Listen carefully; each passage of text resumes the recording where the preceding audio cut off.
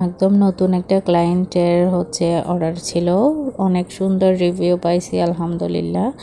তো এই কেকের পিকচার আপলোড করাতে আপনারা অনেক বেশি পছন্দ করেছেন, যেটা আপনারা কমেন্টের মাধ্যমে জানিয়েছেন আর কি আমাকে। তো এই কেকের রিভিউটাও কিন্তু আমি কমেন্টে পাইছিলাম আলহামদুলিল্লাহ। তো আসলে আপনারা অনেকেই জিজ্ঞেস করেন যে আমি অর্ডারগুলো কীভাবে পাই বা কোত্থেকে অর্ডারগুলো আসে। আসলে আপনার কাজের মান ভালো হলে অর্ডার অবশ্যই আসবে। সেটা 1 জন থেকে 2 জন হবে, 2 জন থেকে 3 জন হবে, এইভাবে করে বাড়তে থাকবে। যেটা আমার এই কেকের ক্ষেত্রে হয়েছিল।